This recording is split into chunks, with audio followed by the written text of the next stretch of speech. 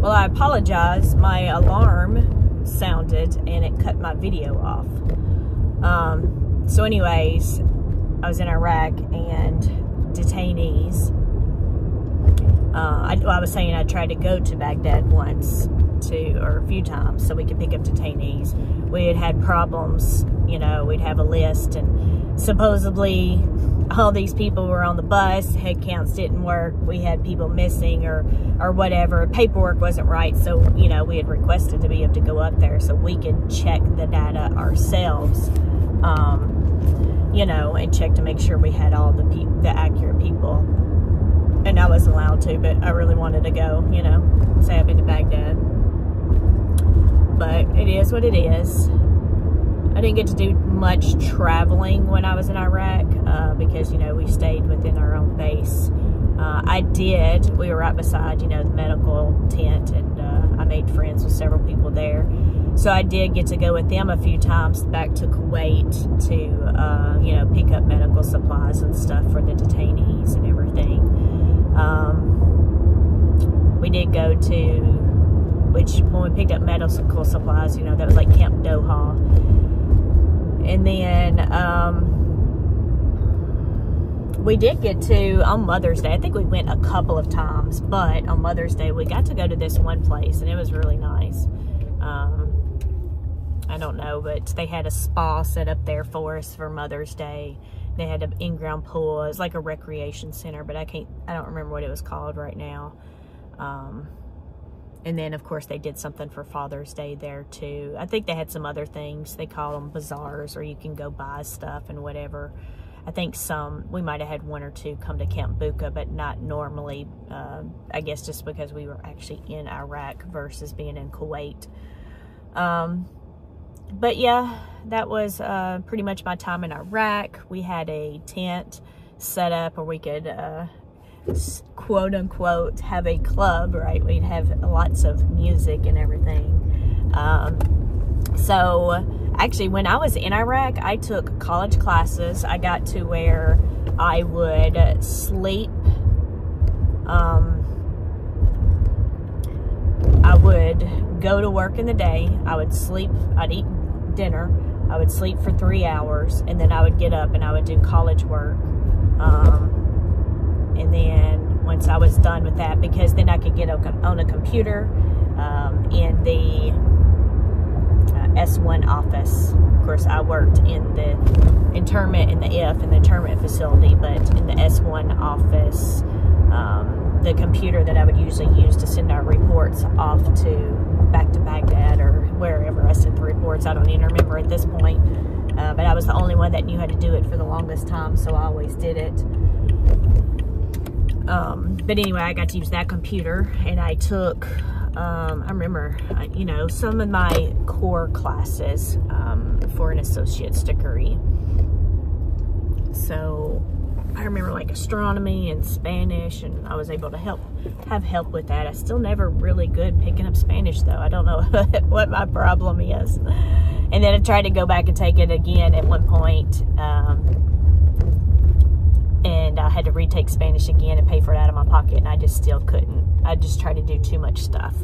And that's just a totally different language versus just learning, you know, some biology or astronomy type stuff. But so I did that. We had salsa classes, you know, people that knew how to you know, salsa.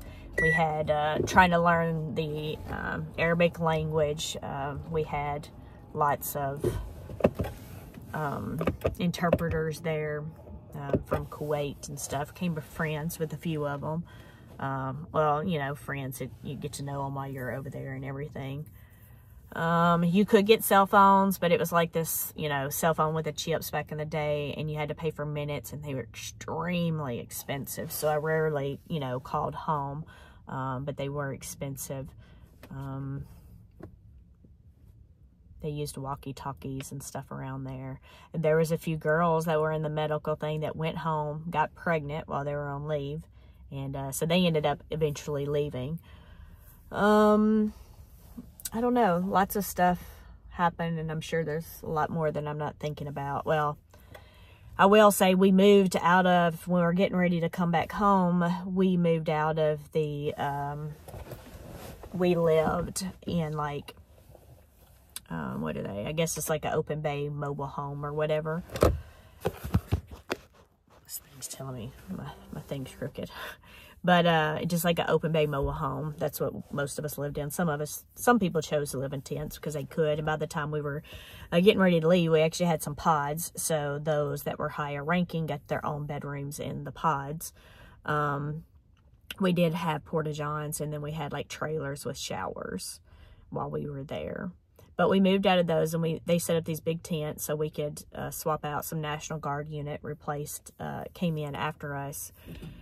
And then for the first time, days before we left, we had IUDs, or IEDs. What am I saying? IUD. That's funny. For those of you that know what that means, that's funny. But anyway, IEDs, improvised explosive devices and stuff, and mortars hit our camp. And I just remember being so tired because I had to, I was working round the clock teaching people, because, you know, we always have round the clock going, and I had to teach the people coming in, and only like 2 of us knew the BATS system, biometric, automated, I don't even know, something system at the time. And so I had to teach several people this, so I had to keep, you know, teaching and teaching. And then I think I had to teach the other system we had too, NDMS or NM, I don't even freaking know, but it was in something. But anyway, I was so tired because I was just constantly training, and I remember being dead tired in the tent, and next thing I know, people are screaming to get up. I couldn't comprehend at the time what was going on. I was like, you know, tell me why. And apparently one of the like mortar rounds or whatever had hit in the tent right next to me, and was wedged in the floorboards. You know, you put down just, you know, just wood built 2x4 and plywood boards to make a flooring. But anyway, it got wedged in there and it did not explode. So I had to hurry up and get out, and then eventually what they ended up doing was covering it up with sandbags and doing other things, and they ended up, you know, setting the device off. And then there were several other ones as well. And like I said, this is days, you know, before we left. And the night, you know, we did all that stuff. And then the night before we left, you know, we did the whole, we're going to do music and everything. And I remember I was the one in there doing the music for the thing. And, you know, just having fun, celebrating, leaving. And it was October 30th, I believe, because on October 31st, either that or November 1st, we went to Camp Doha to do our no, it wasn't Camp Doha. It was Camp Arab John. And we were there. We were going to be there for 5 days. But anyway, we did that. There was lots of people, you know, our unit, the new unit, and everything else. Come to find out, and y'all can Google this if you want. Now I'm going to tell you, not everybody in the military is saints, okay? I know you know that.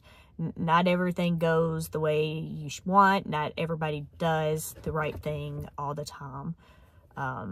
So just know that up front. We're people just like anybody else. But some people decided that they were going to do a mud wrestling contest.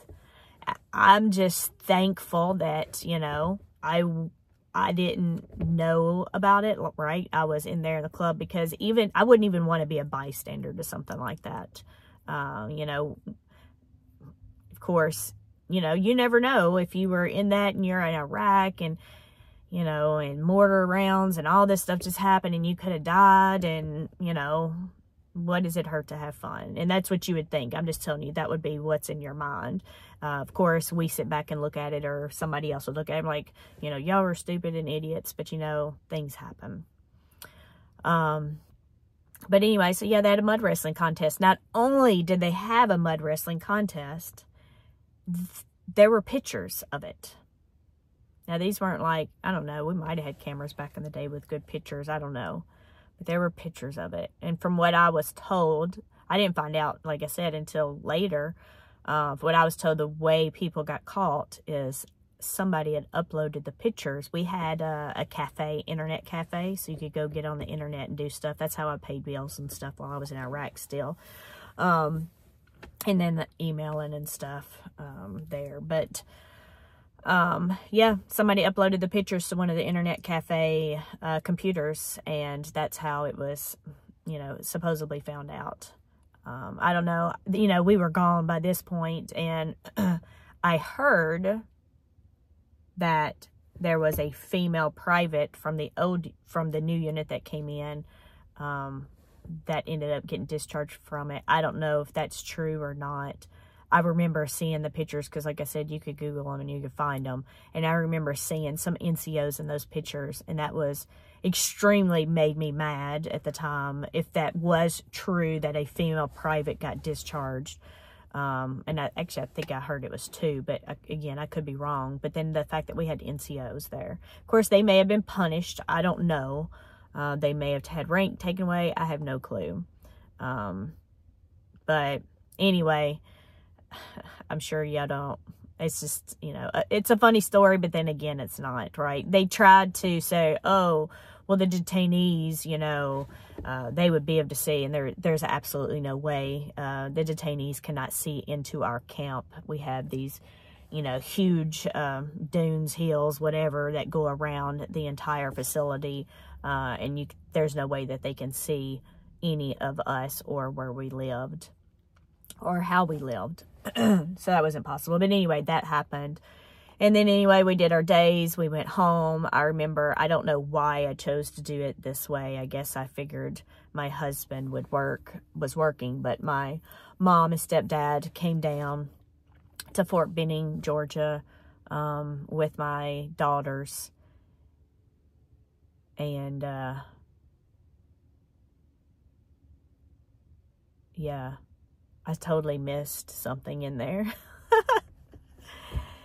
The daughter that was 8 months old when I went, that was my 3rd child. Not the one when I left the military, obviously, because that was 2001 and I got deployed in 2004. So yeah, that was my 3rd child. So I remember having a picture of all 3 of my children right after coming back from Iraq.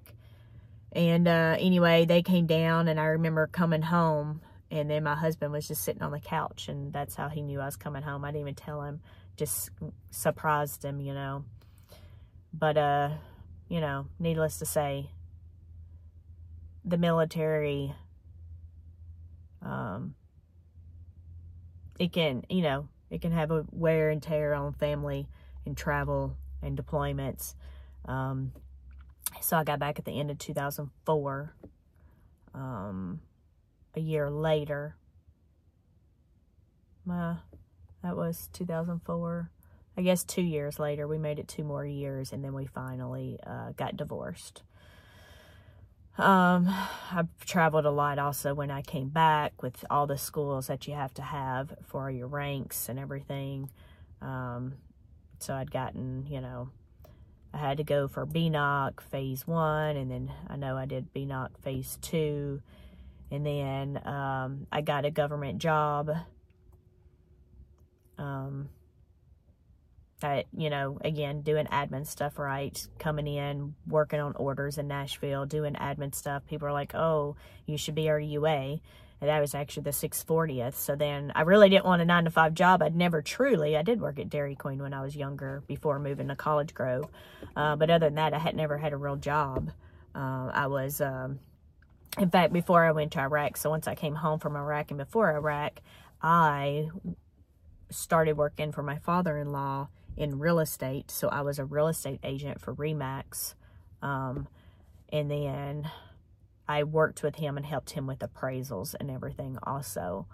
When I went to Iraq, I retired my license. And then when I came back from Iraq, I did not take my license out of retirement. In fact, I took off almost a year before going back to work. I runned. I remember doing lots of stuff. I did stuff. the $10,000 I say that you can put in a savings account to earn high interest or whatever when you're deployed. I took that out and bought my husband a truck, bought it from Texas, flew down there, drove it back, and which he got to keep. I let him keep in the divorce. But I was going somewhere and I just forgot where I was going.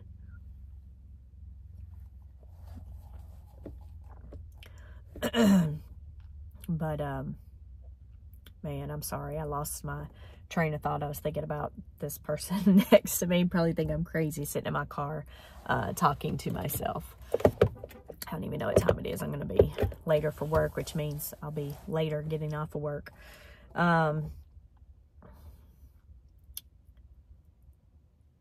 But, okay, so I was, so I'd go on orders working, and they'd ask, 640th had asked me about becoming a UA, so then I did all this stuff to do the resume, and in the end, you know, they didn't hire me.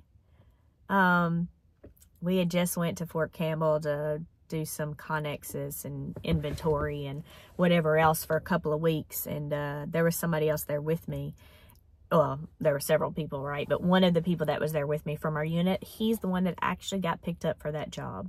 I don't think he lasted long in it, but the unit like the next door over in Nashville, this was when we were on Bell Road, Donaldson Pike, they ended up having a UAT position, which was a unit administrative technician versus just a UA. So it pays less. So it was a GS7. Excuse me. And yeah, so I came in, I started that. I remember I made like $20. Did I don't even know if I made $20 an hour. I might have. But that's where I started as a civilian. And then because I was in that unit, you know, the rule at the time is you're a military technician. You had to be assigned for military status in the unit. Sorry, the sun's there. In the unit that you worked for. So it was for a legal support organization, LSO. So lawyers and paralegals. So then I went to school to become a paralegal. I had mentioned previously. So now this would be my third MOS in the military. And the school was 10.5 weeks long. So I went back to Fort Jackson, which is where I did accounting specialist. I didn't do administrative specialist there. That was Fort Pickett, Virginia. And then I went back to South Carolina, Fort Jackson, to become a paralegal. So that was 10.5 weeks in the winter. I swear to this day, I still have issues with the cold in my hands. And it started after being there, standing out in the cold for long periods of time. But I was there, I don't even know, I think I was at E6 at that time. But I did that for 10.5 weeks and became the distinguished undergraduate. I'd actually found out while I was there that I was pregnant at some point, when we had to do the PT test in order to if you were prior service, right, you weren't brand new soldier coming in, you had higher standards to become distinguished undergraduate. And I'm like that type A personality, right? And I need to have A's, I need to be the best. And, you know, so that's what I was striving for. I had the highest GPA there, which is probably 98 or something. It was either 97 or 98. I had a couple of different ones between the ones, obviously. Tesla falls under 190. Dang. Tesla's up to 190. Last time I knew it is 170. Oh my goodness, I really need to see what's going on in the stock market. Man, I totally lost track of what I was thinking about and talking about just then. Dang it. Paralegal. Distinguished undergrad. Okay. So for the APFT at that time, the standards, you know, were higher for what they called TSB soldiers, prior service soldiers. And you had to get at least a 90 in each category, while the regular, you know, new soldiers coming in only had to get 80. And I'd never done that before. So I trained. I remember being in class, and I'd get up every 30 minutes, and I was doing push-ups and set-ups. Of course, it didn't help with the run. Well, it probably did somewhat, but man, I wish that those notifications would stop. Anyway, then I trained really hard after, then I did run. I got 100% on my push-ups, 100, that's back when I could do push-ups, 100% on my set-ups. And then, my run, I got exactly 90. But apparently, I guess I don't know, I've pushed myself too much for running or whatever. And I've never been a great runner, I'm not a fast runner. And I think I did it. That was the fastest time I'd ever done in my life, which was like 16 minutes or something. I know that's not fast. It's like 16:30 something or 16:40. But I got 90% and I got Distinguished Honor Graduate again. I guess I should feel bad for taking away from the new soldiers, because there was one other one that I was basically competing with. Some other people, you know, they don't care as long as they pass. But anyway, so I got that, and then I became a paralegal.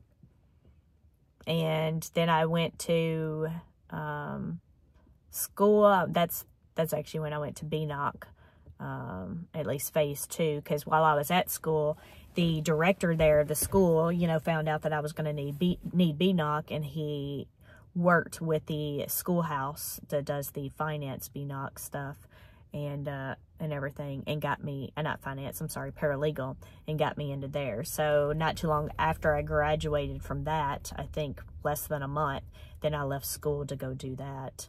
That was in 2006.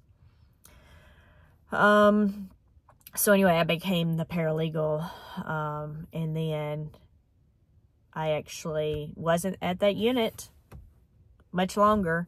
After I finally got all the schools knocked out and everything done, I ended up taking a promotion for the civilian side at another unit. And because of that, and I had to be in that unit, I had to transfer out of the unit, and they didn't have a paralegal position. So it's like the military just wasted that money on me. Now, I will say I did take some paralegal positions after the fact, which I didn't really need my MOS, that MOS for that. So then I got a promotion, became a GS7 as a civilian. And at this time I would have been an E6. I'm going to stop there. I don't know how long my first video was, but I'm guessing about 30 minutes, and this one's going on 23, and I don't even know if y'all even care about any of this type of stuff. I didn't really get to some of the things I wanted to get to as far as talking about things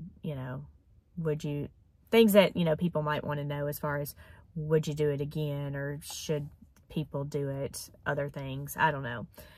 Because I didn't get finished with my story, and I've gone way too in-depth in some things. But anyway, I'm just going to stop this one here. This is basically when I became a GS7 as a civilian and about an E6. Of course, at this point, I've been at E9 for many years, and I am a GS12. If you would like for me to just do another video, I guess it's going to have to be a part 3 since the first one cut off with my alarm. And so this is part 2. Just let me know, and then, you know, I'll do another, I don't mind doing another video, to sort of talk through some of the things I've gone through, from there to now, and then just follow up with some other things, just talking about, you know, my opinions in general of the overall thing. But anyway, I'll let y'all go. Again, I'm sorry. I know this has taken way too long, and then my stuff cut off, and it still didn't finish. But if you did make it this far, I appreciate it. I don't know that you learned anything that was useful, or anything. It's basically just my personal thing. And yeah, if y'all don't want to hear about my personal stuff, or if you do, I guess, want to hear about it, make sure you put in the comments what you want to hear about from me, because like I said, it was hard for me coming up with a topic, and then I thought I came up with something or a few things last night, and then I forgot, and I don't know why the Army just popped in my head. But yeah, just let me know. It'll help narrow my focus and things that people want to hear from me. You know, if you could just comment below, and that'll help me for future videos and be something that you might want to watch. But anyway, y'all have a great day. I have to go in the office now. Bye.